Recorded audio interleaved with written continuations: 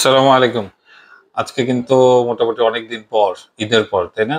এখন আমাদের চারপাশে অনেক গরম। অনেক গরম। আপনার প্রায় 42 ডিগ্রি সেলসিয়াস, 42 ডিগ্রি ক্রস করেছে। আচ্ছা, ভালো কথা। আপনারা কে কোন এলাকাতে আছেন? আপনার এলাকার টেম্পারেচার কত? এইটা একটু আপনি চেক করে আমাকে কমেন্ট করতে পারেন। তাইলে আমি জানতে পারলাম কোন এলাকায় টেম্পারেচার। যদিও গুগলে এটা পাওয়া যায়। আচ্ছা, তাহলে এই গরমে আমরা সাধারণত কি করব? এরকম ঢিলা-ঢালা জামা পরবো। 100% কটন জামা পরার চেষ্টা করব। একটু পর, পর পানি খাবো যদি সম্ভব হয়, হ্যাঁ? যারা একটু লং জার্নি করবেন, একটু পর, পর পানি খাওয়ার চেষ্টা করবেন। পানিটা সাথে রাখার চেষ্টা করবেন ব্যাগের মধ্যে। ঠিক আছে? আর আপনার জাতীয় খাবার, ফাইবার জাতীয় খাবার আমরা বেশি খাবো। ফ্রুট জাতীয় খাবার বেশি খাওয়ার চেষ্টা করব। আর বেশি ঘাম যদি হয়, আপনি একটা ওরাল স্যালাইন নিয়ে নিতে পারেন। আপনার ওরাল স্যালাইন নিয়ে নিলে আপনার জন্য এটা একটা ভালো একটা ইয়ে হবে। ঠিক আছে? তাহলে চলুন আজকে আমরা এই ফাঁকে একটু কথা বলি। কি কোন ল্যাপটপটা নিয়ে আজকে আপনাদের সামনে এসেছি সেটা হচ্ছে জেটবুক।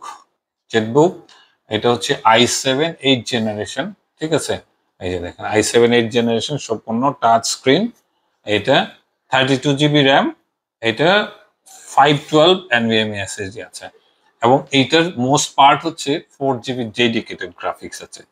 এইটা থেকে ইম্পর্টেন্ট হচ্ছে, আমার জেটবুকের থেকে ইম্পর্টেন্ট হচ্ছে আমার সামনে যে দুইজন তরুণকে দেখতে পাচ্ছেন। আমরা অনেক সময় দেখা যায় যে যেকোনো কারণে আমরা যে লক্ষ্যটা স্থির করি, সেই লক্ষ্যটা থেকে কখনো, কখনো বিচ্যুত হয়ে যাই। আর বিচ্যুত হয়ে গেলে যেটা হয় আমরা হাল ছেড়ে দেই। কিন্তু হাল কিন্তু ছেড়ে দেওয়া যাবে না। হ্যাঁ? যেকোনো অবস্থাতেই আপনার হাল ছেড়ে দেওয়া যাবে না। এই হাল ছেড়ে না দেওয়ার কাহিনী হচ্ছে এই ২ যুবকের মধ্যে আছে। অনেক কথায় আমি জানতে পারলাম যে এটা ইব্রাহিম, ওর নাম হচ্ছে ইব্রাহিম শেখ, ওর ফ্রেন্ড হচ্ছে মাহমুদ। ইব্রাহিম এখন নিজেই ফ্রিল্যান্সিং এর কাজ করে এবং আলহামদুলিল্লাহ ওর যে এক্সপেকটেশন অনুযায়ী ওই আমেরিকাতে কয়েকজন বায়ারের কাজ করে এবং আহ, ভালো মোটামুটি ওর একটা স্ট্যান্ডার্ড একটা ইনকাম কিন্তু আছে। আচ্ছা, ফ্রিল্যান্সিং হইতে গেলে অনেকে আমাকে জিজ্ঞেস করে খুব কি উচ্চশিক্ষিত হইতে হয়? এর প্রশ্ন হচ্ছে না। ফ্রিল্যান্সিং করতে গেলে খুব বেশি টেকনিক্যাল পার্ট কি জানা দরকার? এর উত্তর হচ্ছে না। তাইলে খুব হাই স্পেসিফিকেশন সম্পন্ন একটা ল্যাপটপ দরকার? তাও কিন্তু না। তাইলে ফ্রিল্যান্সিং এর জন্য আসলে লাগেটা কি? এব্রাহিম, কি লাগে ফ্রিল্যান্সিং এর জন্য? প্রচুর পরিমাণে চেষ্টা। প্রচুর পরিমাণ চেষ্টা। দেখছেন? একটা স্ট্রং ডিটারমিনেশন যে আমি ফ্রিল্যান্সিং করব, ফ্রিল্যান্সিং এর মাধ্যমে ইনকাম করব। ঠিক আছে? এইটা হচ্ছে একমাত্র জাদু। এটা যে আপনি জাদুর কাঠি বলেন, মন্ত্র বলেন, এইটা হচ্ছে মন্ত্র। আপনি বলবেন, মনে, মনে চোখ বন্ধ করে বলবেন, আমি ফ্রিল্যান্সিং করব, আমি ফ্রিল্যান্সিং করব, ফ্রিল্যান্সিং এর মাধ্যমে ইনকাম করব, ফ্রিল্যান্সিং এর মাধ্যমে ইনকাম করব। এবং এইটা নো, নট জোকিং, ডোন্ট লাফ, হ্যাঁ? Not joking. এইটা আপনি মনে, মনে বিশ্বাস করবেন। যে ওই যে বলে না, আপনার আপনার ব্রেন যখন পজিটিভ হবে, আপনার ব্রেনকে আপনি যখন কমান্ড করবেন, আপনি যখন from core of your heart আপনি যখন এটা দৃঢ়ভাবে বিশ্বাস করবেন যে আপনি এই কাজটা করতে পারবেন এবং আপনি কাজটা পারছেন এবং সেই অনুযায়ী আপনি কাজ করে যাচ্ছেন, অ্যাকশন নিচ্ছেন, অ্যাকশন টেকিং হইতে হবে, তাইলে আপনি পারবেন।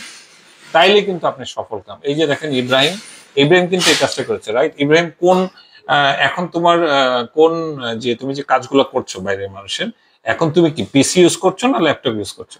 পিসি ইউজ করতেছে। পিসি, পিসির একটু কনফিগারেশনটা যদি একটু আমাকে বলো। পিসির কনফিগারেশন হচ্ছে কোরাই 3 5 জেন। আপনারা হাসবেন, কি করবেন বলেন?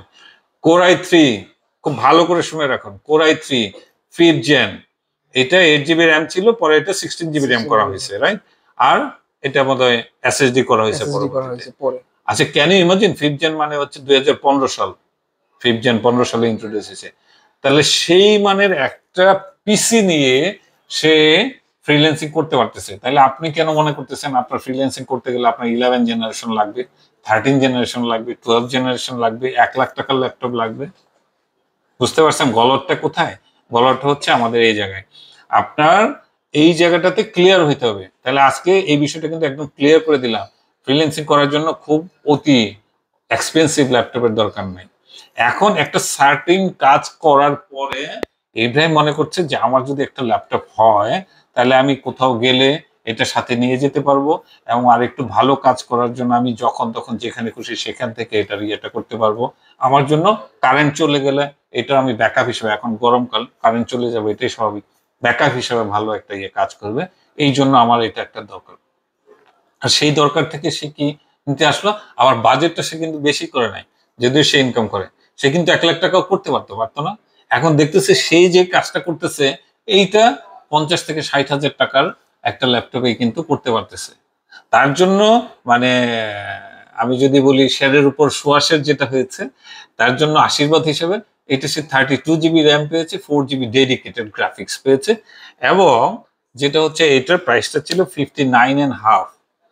তাকে কিন্তু আরেকটু স্পেশাল কনসিডার করা হয়েছে। হ্যাঁ, নর্মালি আমরা এটা 55,000 টাকা স্টুডেন্টের জন্য বরাদ্দ থাকে, সে স্টুডেন্টের উপরেও আরেকটু স্পেশাল ডিসকাউন্ট, যেহেতু সে ফ্রিল্যান্সিং করে, এনকারেজিং এর জন্য তাকে আরেকটু আমি স্পেশাল কিছু করে দিয়েছি। ঠিক আছে, তো আপনারা যদি এরকম ডেডিকেশন নিয়ে আমার কাছে আসতে পারেন, আই উড সে আমি আপনাকে মিষ্টি খাওয়ার টাকা দিব ভাই। আপনি ফ্রিল্যান্সিং করে আমার এখানে মিষ্টি খাওয়ার দরকার নেই, আপনি শুধু বলবেন এবং আসবেন। আমি কথা দিলাম যে আমার এখান থেকে ল্যাপটপ নিয়ে আপনি ফ্রিল্যান্সিং করে আপনি শুধু আমাকে বলবেন যে ভাই, আঙ্কেল, স্যার যেটা বলেন, যে আমি এই ল্যাপটপটা দিয়ে এত টাকা ইনকাম করেছি, আমি মুস্তাফিজ যদি বেঁচে থাকি তাহলে আপনাকে আমি আমার টাকা দিয়ে আপনাকে আমি মিষ্টি মিষ্টি মুখ করাবো। নট অনলি দ্যাট, আমি সেদিন আমি টাকা দিয়ে দিব আপনার ফ্যামিলিকে মিষ্টি খাওয়ানোর জন্য, আপনার বন্ধু বান্ধবকে মিষ্টি খাওয়ানোর জন্য। এই কথাটা বলছি আমি যেই ইন্সপিরেশন, হ্যাঁ, যেই টার্গেট নিয়ে আমি আপনাদের জন্য কাজগুলি করে যাচ্ছি, আপনার পিছনে শ্রমটা দিয়ে যাচ্ছি, আপনাকে একটা ভালো ল্যাপটপ দিয়ে সহায়তা করছি। আপনি যখন বলবেন যে হ্যাঁ আমি 2 টাকা ইনকাম করতে পেরেছি, আপনাকে কিন্তু আমি প্রথম বলেছি যে আপনারাও কিন্তু, হ্যাঁ, আমরা কি বলি যে রেমিটেন্স ফাইটার, তাই না? বিদেশে যারা কাজ করে তাদেরকে আমরা বলি রেমিটেন্স যোদ্ধা। আপনারাও কিন্তু রেমিটেন্স যোদ্ধা। ওই বিদেশে যে লোকটা যায় তাকে লাখ লাখ টাকা দিয়ে পাঠাইতে হয়, আপনার পিছনে কিন্তু সরকারের লাখ লাখ টাকা দেওয়া লাগে না, মাত্র একটা ল্যাপটপ আর আপনার অনুপ্রেরণা। তাইলে আপনি তাদের থেকে বেশি রেমিটেন্স আপনি কিন্তু নিয়ে আসতে পারতেছেন এই দেশে। সো আপনিও কিন্তু একজন রেমিটেন্স যোদ্ধা, আপনাকে এটা মাথায় রাখতে হবে। আপনি কিন্তু এদেশের স্বনির্ভরতার দিকে আপনারও একটা অবদান কিন্তু আছে, রাইট? ইয়েস। তাইলে ইব্রাহিম, আমরা আজকে কি শিখলাম? যে কোনোভাবেই থেমে যাওয়া যাবে না, রাইট? জি। আরো কিছু বলতে চাও তুমি আমার দর্শকদের উদ্দেশ্যে? বলো, বলো তোমার যদি কোনো অ্যাডভাইস থাকে, হ্যাঁ, যে কিভাবে তুমি কি কারো কাছে শিখেছো? জি না। আচ্ছা দেখেন, ও কিন্তু কোনো শিখাও নাই কারো কাছে, তাইলে সে নিজে নিজে সব ইউটিউব, রাইট? জি। তাহলে গুগল হয়েছে তার টিচার, ইউটিউব হয়েছে তার টিচার। সে এইগুলা করে করে যে ঐকান্তিক চেষ্টা ছিল, ডিটারমিনেশন ছিল, ওই ডিটারমিনেশনের রেজাল্ট কিন্তু আজকে সে পেয়েছে। এই পাশে আছে মাহমুদ। মাহমুদ কি করতেছে? মাহমুদ, আচ্ছা মাহমুদের কথাটা আমি বলি দিই। মাহমুদ দেশের বাইরে চলে যাবে ইনশাল্লাহ, ও যদি আল্লাহ যদি সবকিছু ঠিকঠাক থাকে। কোথায় যাচ্ছে মাহমুদ? ফিনল্যান্ড। মাহমুদও কিন্তু ইন্টারমিডিয়েট পাশ করার পরে সে একটা ইয়েতে ভর্তি হয়েছে ঠিকই, কিন্তু এই যে আহ, উচ্চতর ডিগ্রি নেওয়ার জন্য সে দেশের বাইরে ফিনল্যান্ডে সে যোগাযোগ করেছে। ঠিক আছে, সো এনিওয়ে, দুই তরুণের গল্প আপনাদেরকে বললাম। আপনারা যারা এরকম উচ্চাকাঙ্ক্ষা নিয়ে আপনারা মানে উচ্চাসা নিয়ে কাজ করতে চান, চলে আসেন ল্যাপটপ। আজকে এই পর্যন্তই। আল্লাহ হাফিজ।